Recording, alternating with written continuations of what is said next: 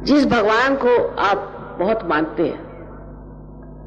अब यहां भी मैंने देखा कि क्रीड़ा नगरी में गणपति वगैरह बनाए, सब कुछ किया। उनकी इज्जत तो करना जानते नहीं। क्या उनकी मूर्ति बना देने से या देखे ऐसे नमस्कार करने से हो जाता है? अगर आप वाकई गणेश जी को मानते हैं तो सबसे पहले जान लेना चाहिए कि आपके अंदर पवित्रता आनी चाहिए। वो चिर बालक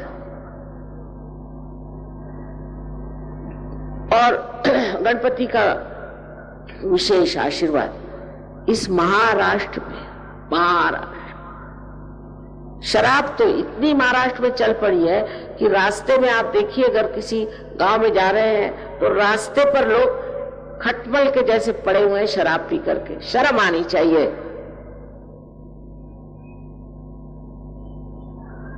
इतनी शराब जो महाराष्ट्र में आ गई, मैंने तो सोचा था मैं महाराष्ट्र में प्रोग्राम ही नहीं करूं। औरतें, आदमी सब बेशर्म जैसे शराब पीते हैं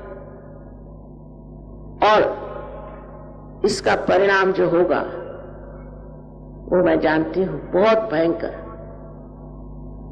लेकिन आत्म साक्षात्कार के बाद आप पी नहीं सकते। आप कोशिश कर लीजिए, आप पी नहीं सकते। क्योंकि अगर किसी से कहे शराब मत पियो तो आधे लोग उठ के चले जाएंगे, अरे ये कैसे कहा, हमारा तो सारा ही मजा करके किरकिरा होगा, हम कैसे रहेंगे बगैर शराब के। बाप रे बाप, ये तो बहुत ही आफत आ गई। लेकिन आपको हैरानी है कि एक बार सहज के गली में आ जाओ, फिर आप शराब की तरफ नहीं जाएंगे। क्योंकि अपना ही आनंद आत्मा का इतना ज्यादा और सुखद है कि फिर कौन शराब पीने चला। अपने आप छूट जाए। ये सारी आदतें हमारे यहाँ इंग्लैंड में वगैरह बहुत से लोग आए थे, सब ड्रग एडिक्ट्स। उनकी ड्रग्स एक रात में छूट गई। मैं झूठ नहीं बोल रही, ये सही बात है। एक रात में उनकी छूट गई। वो चाहे कुछ उस पर सोचे या न सोचे, दूसरे दिन से वो पी ही नहीं सकते। क्योंकि क्या होता है, अगर समझ लीजिए मैं एक जिद्दी औरत हूं और किसी को सुनती नहीं, अधिकतर आजकल ऐसे ही लोग हैं। हाथ में मेरे सांप और सांप को पकड़े हुए जोर से, और किसी ने बताया कि आपके हाथ में सांप है, आपको काटेगा। जब तक काटेगा नहीं मैं सुनने ही नहीं वाली कि ये सांप है। मैंने नहीं भाई, ये तो डोरी। अंधे है ना। लेकिन अगर थोड़ा सा भी प्रकाश आ जाए और दिखाई दे कि मेरे हाथ में सांप है तो फौरन छोड़ दूं। इसी प्रकार ये सब नाशवान चीजें। भगवान ने आपको इस संसार में अपना नाश करने के लिए नहीं बनाया। कम से कम मुक्ता से आप अपनी नाक कान काटो तो उसे कौन क्या कर सकता। लेकिन भगवान ने आपको इसलिए नहीं बनाया। उन्होंने बनाया है कि उनके साम्राज्य में आओ और आनंद से विराजमान और शहंशाह जैसे। आपकी सारी विपत्तियां और तकलीफें इन चक्रों की वजह से। मैंने पहले ही कहा कि लोग कहते हैं कि वहां क्यों भूकंप हुआ, ये क्यों हुआ, क्योंकि आपके चक्र खराब है। आपके चक्र अगर ठीक हो जाए, जिस पे आप आधारित, आप ठीक हो जाएंगे और दूसरे भी ठीक हो सकते। इस तरह से अगर बहुजन ऐसा समाज हो जाए कि जो सब आत्म साक्षात्कारी हो, जिसके अंदर आत्मा का प्रकाश हो, तो दुनिया ही बदल जाए। आप देखिए, एक साक्षात्कारी आदमी के हाथ का जो चैतन्य है, उससे आपके यहाँ की जो बड़ी समस्या खाने पीने की है वो बहुत आसानी से सुलझ सकती है। कैसे कि इस चैतन्य से आपका जो एग्रीकल्चर है, खेती का जो व्यवहार है, सो आपकी खेती कभी कभी 10 गुना हो जाएगी और नॉन हाइब्रिड सीड से भी आप खेती कर सकें। हमने यहाँ पर एक एक्सपेरिमेंट करके और हमारे यहाँ एक सूर्य फूल बनाया। वो 2 फुट बड़ा था, 2 फुट उसकी सर्कमफ्रेंस नहीं, उसकी डायमीटर 2 फुट। और उसको देख करके फिर पेपर वालों ने भी छापा, कलेक्टर बाई ने भी माना, पर बस खत्म। उसके बाद कोई आए नहीं। अरे 1-2 पैसा भी नहीं उसके लिए खर्च करना, आपकी खेती बढ़ सकती है, आपकी हिंदुस्तानी गाय दूध दे सकती है, और इन दूसरे गायों से तो दूध पीना ही नहीं चाहिए। आप भी इन लोगों जैसे पगला जाएंगे। जैसे विदेश के लोगों को कोई रास्ता नहीं मालूम कहाँ चलना है और कहाँ नहीं जाना, उसी तरह आप भी हो जाएंगे। इन गायों के तो दूध पीने ही नहीं चाहिए, लेकिन अपनी ही गाय का दूध इतना बढ़ जाता है। और अब तो महाराष्ट्र में इतना दूध बढ़ गया है कि मैंने सुना कि दूध को वो समुद्र में फेंक दे रहे। इतना तो आपके यहाँ दूध आ गया। और तो भी आश्चर्य की बात यह है कि लोग सहज के गौर नहीं आते, जो आसानी से आप प्राप्त कर सकते। इसमें कोई हम आपसे पैसा नहीं लेते, नहीं आपको कोई पैसा देना है। इसका पैसे से क्या मतलब हो सकता है? परमात्मा को क्या पैसा और आपके बैंक वगैरह मालूम है क्या? ये तो आपका सर दर्द है। आपको जब आशीर्वाद मिलता है तो सबसे पहले आप समझते हैं कि आपके हाथ में चैतन्य की लहरियां बहेंगी। कुरान में लिखा है कि जब क़यामत आएगा, जब तुम्हारा ऐसा समय आएगा कि पूरी तरह से आदमी बदल जाएगा, यही क़यामत, उस समय आपके हाथ बोलेंगे। ये मोहम्मद साहब ने लिखा है, और आपके खिलाफ शहादत देंगे। ये मोहम्मद साहब ने लिखा हुआ। लेकिन कितने मुसलमान सहज में आएंगे या कितने हिंदू सहज में आएंगे, ये परमात्मा जानता है। उससे तो रशियन अच्छे, इन्होंने कभी कोई धर्म नहीं जाना, कभी भगवान नहीं जाना, कभी कृष्ण को नहीं जाना, राम को नहीं जाना, वो खट से सहज में आ गए और जम गए, सबके सब जम गए। ये कैसे हुआ? क्योंकि उनमें जड़वाद नहीं है, मटेरियलिज्म नहीं है। हमारे यहां तो जड़वाद ही भी खा गया। उसमें तरह तरह की गंदगियां आती है। आज जड़वाद ने हमारे देश को भी जकड़ लिया। मैं मानती हूं कि संसार में जो आप रह रहे हैं, आपको जीने के लिए भी बहुत कुछ करना पड़ता है, लेकिन सहज में आते ही आपके सामने लक्ष्मी खड़ी। लेकिन लक्ष्मी का स्वरूप समझना चाहिए। वो शराबियों के पास नहीं आती और जुगारियों के पास भी नहीं आती, और जो बदतमीज इंसान होते हैं उनके पास भी नहीं आती। आपको अगर आप लक्ष्मीपति हैं तो दिखाई देगा कि आप लक्ष्मीपति। एक तबीयत बदल जाती, और वो तबीयत कंजूसीपना और दूसरों को नीचे दिखाना छोड़ करके एक बहुत ही उदात ऐसी एक हस्ती, एक पर्सनालिटी बन जाती है। और उसका जो मजा है वो हजारों चीजें होने पर भी नहीं। फिर आप कला को समझते हैं, आप गरीबों को समझते हैं, आप सब चीज को समझते हैं, और उनके लिए क्या भला है ये भी सोचते हैं। एक दूसरा ही जीवन शुरू हो जाता है और आपका जीवन भी खुशहाल रहता है, आपके घर में भी सौख्य रहता है। अब एक बात है, हम लोग शांति की बहुत बात करते हैं। आजकल तो बहुतों को शांति का अवार्ड भी मिलता है। अब इन लोगों को भी मैं जानती हूँ, कुछ मेरा नसीब ऐसा है कि ऐसे भी लोग बहुत मिलते हैं मुझे। उनके शांति कहाँ से होगी?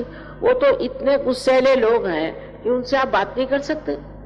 उनके पास जाइए तो बीच में कुछ डंडा वंडा लेके जाइए, नहीं तो आप पे कब बिगड़े पता नहीं। और इनको शांति के अवार्ड मिलते। जिसके अंदर शांति नहीं, वो कौन सी शांति बाहर दे सकता है बताइए? आपके शांति का स्थान अंदर है। तो कुंडलिनी के जागरण के वक्त उस स्थान पर, उस मौके पर आप पहुंच जाते। वो आपका मुकाम, जहां आप शांत हो जाते हैं। वो इस प्रकार की एक विचार उठ के गिर जाए, दूसरा विचार उठकर गिर जाए, आप हर समय नाचते रहते हैं, या तो भविष्य की ओर और या तो भूतकाल की ओर। सब विचार वहीं से आते हैं। वर्तमान में आप खड़े नहीं हो सकते। अगर आपसे कहा जाए इस वक्त आप वर्तमान में खड़े नहीं हो सकते। आपका चित्त फौरन आगे जाएगा या पीछे जाएगा। इस क्षण आप वर्तमान में खड़े नहीं हो सकते। लेकिन जब कुंडलिनी जागृत होती है तो ये विचार हट के लंबे हो जाते हैं और बीच की जो जगह है वहां आप स्थित हो जाते हैं। यही शांति का स्थान है, जहां आप निर्विचार हो जाते हैं। तो पहली स्थिति है जिसमें आप निर्विचार समाधि को प्राप्त करते हैं सहज में। लेकिन निर्विचार होते हुए भी आप समाधि माने पूरे सतर्क, ये नहीं कि उस वक्त आप बेहोश, पूरी तरह से होश बढ़ गया, हर चीज नई तरीके से दिखाई देने लगती। यह स्थिति पहले आती है। और जब ये कनेक्शन आपका पक्का हो जाता है इस सर्वव्यापी शक्ति के साथ पूरी तरह से, तब आपको निर्विकल्प समाधि की प्राप्ति होती है। और इससे आप दुर्बल नहीं, सबल हो जाते हैं, क्योंकि आपकी शारीरिक जो कुछ भी व्यथाएं हैं वो ठीक हो जाती। यह बात बिल्कुल सही है कि जो लोग एक बार सहज में आए वो बीमारी से छुटकारा पा गए और बाद में बीमार नहीं हुए। ये बात बिल्कुल सही। और ऐसी ऐसी बीमारियां जिसका इलाज डॉक्टर लोग कर ही नहीं सकते। इसका मतलब नहीं है कि सब डॉक्टरों के पेट पर पैर आएगा, ये कभी नहीं। क्योंकि अधिकतर जो रईस लोग होते हैं बहुत ज्यादा, वो डॉक्टरों के ही पास जाएंगे ना। उनके पास पैसा होता है तो वो डॉक्टर खरीद सकते हैं, मुझे तो खरीद नहीं सकते। लेकिन कुछ रईस लोग भी आते हैं।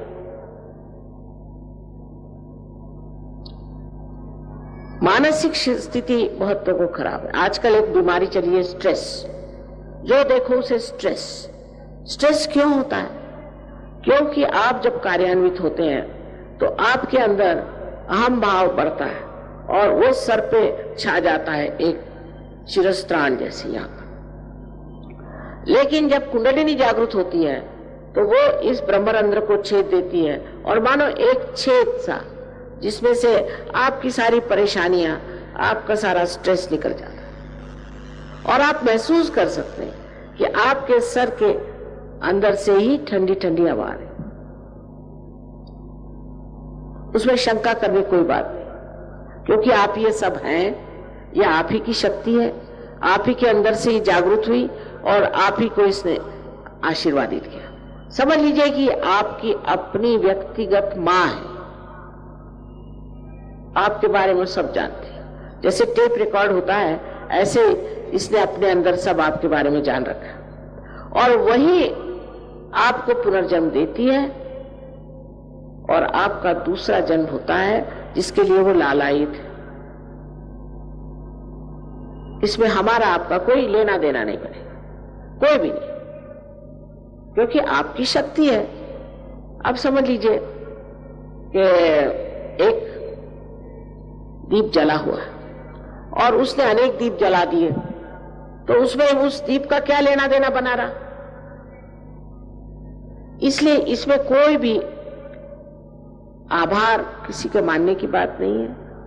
उल्टे हमें ही आपके आभार मानने हैं कि आप लोग आए और अपने आत्म साक्षात्कार के इच्छा से यहाँ बैठे रहे। इतने देर कोई बैठते भी नहीं लोग आजकल को, तो पता नहीं क्या आदत लग गई है कि वो आराम से इतनी देर शांति से बैठते भी नहीं। बहरहाल जो भी हो, यह आपका अपना अधिकार है। और फिर सबसे बड़ी बात जो होती है कि आपकी आध्यात्मिक उन्नति। आध्यात्मिक उन्नति का मतलब यह है कि आप एक बहुत ऊंचे दर्जे के इंसान हो जाते हैं। आपके हाथों में अनेक शक्तियां दौड़ने लग जाती हैं। आप भी लोगों को पार करा सकते हैं और आप भी लोगों को रियलाइजेशन दे सकते हैं। इसके लिए जरूरी नहीं है कि आप कुछ रुपया खर्च करें या कुछ करें। सिर्फ एक बात है कि थोड़ी नम्रता जरूर होनी चाहिए। अब हमारे जो जहां पर ये लोग प्रोग्राम वगैरह करते हैं, बहुत सर्वसाधारण तरह की जगह है, उसमें क्योंकि हम लोग पैसा ऐसा लेते नहीं ना,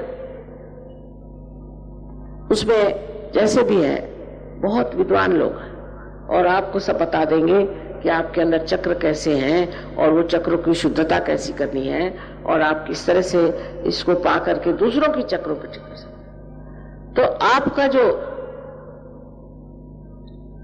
नया आयाम आता है उसे कहते हैं सामूहिक चेतना, कलेक्टिव कॉन्शियसनेस।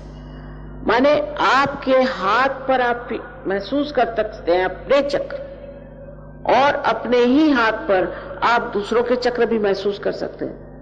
अगर आपको ये मालूम हो कि हम अपने चक्र कैसे ठीक करें और हम दूसरों के चक्र कैसे ठीक करें, बस हो गया। 1 महीने में आप अपने गुरु हो जाते हैं। आप समझ जाते हैं कि आपके लिए कौन सी चीज ठीक है और कौन सी नहीं। समझ नहीं जाते, ये आपके अंदर ये बैठ जाता है। जैसे कोई चीज है वो ठंडी है कि गर्म है, ये आपके नस नस में आप जानते हैं, आपके सेंट्रल नर्वस सिस्टम में आप जानते हैं। इसी प्रकार आप जान सकते हैं। सत्य को आप अपने उंगलियों पे, फिंगर टिप्स पे जान सकते हैं। ये आपके अंदर सब बना हुआ है। जैसे एक ये बना हुआ है इंस्ट्रूमेंट है, लेकिन अगर इसका कनेक्शन मेन से नहीं हुआ तो ये बेकार है। इसी प्रकार आपकी भी कोई विशेष हस्ती नहीं है, पर जब उस परम चैतन्य की शक्ति से एकाकारिता साध्य होती है, तब आश्चर्यचकित आप होंगे कि आप हैं क्या। आपको अपने बारे में कुछ कल्पना ही नहीं है और उस बार जो आपको एक चैन, शांति, यहां तक ऐसा आदमी बहुत कार्यशील हो जाता है, डायनामिक, और उसी वक्त वो बहुत ज्यादा भी प्रेमी, मोहब्बती, कंपैशनेट हो जाता है। उसके आगे सिर्फ एक ही बात रहती है कि मैं किस तरह से सबका भला कर सकूं। बड़ा आनंद आता। इसके लिए कोई किताबें पढ़ने की जरूरत नहीं है, कुछ नहीं है। बहुत से लोग कहते हैं मां आपकी किताब दे दो, मत पढ़ो। पहले आत्म साक्षात्कार को प्राप्त करके और उसको पूरी तरह से जमा लो, एस्टैब्लिश कर दो, उसके बाद पढ़ो। कबीरदास जी ने कहा है, पढ़ी पढ़ी पंडित मूर्ख भये। इस पूना में ही मैंने ऐसे बहुत से देखे हैं, औरों की क्या कहूं। जो ज्यादा पढ़े हैं, इतने बुद्धिवादी हैं कि उनसे आप बात ही नहीं कर सकते। वो कुछ बोलिए, वो किताबी बताने लगता है, भाई तुमने कुछ लिखा है, तुम्हारा कोई विचार है कि तुम इसने कहा, उसने कहा, उसने कहा, उसने कहा। लेकिन जो चीज आपके भले के लिए, जो आपके हित के लिए है, बेनेवोलेंस के लिए है, उसको, उससे क्यों मुंह मोड़ा जाए, उसको क्यों न पा लिया जाए। ये मेरी समझ में नहीं आता था, पर अब देखती हूं कि लोग समझ रहे हैं और समझ रहे हैं कि हमारी जिंदगी जो है वो किसी न किसी विशेष रूप के लिए बनी हुई। इसलिए नहीं कि पैदा हो और बच्चे पैदा करो और उसके बाद इंश्योरेंस करो और मर जाओ, इसके लिए नहीं। इससे कहीं अधिक हमारी जिंदगी का मूल्य है और उस मूल्य को हमें प्राप्त करना। मराठी में भी, हिंदी में भी, अंग्रेजी में भी, जो भाषाएं आती, लेकिन ये लेक्चर भी जो है एक तरह से दिमागी जमा खर्च। जब तक आप उस परम तत्व को प्राप्त नहीं करते तब तक सब बेकार। इसलिए आप अपने अंदर ये इच्छा रखें, शुद्ध इच्छा इस वक्त रखें। एक ही है शुद्ध इच्छा, बाकी तो अशुद्ध है।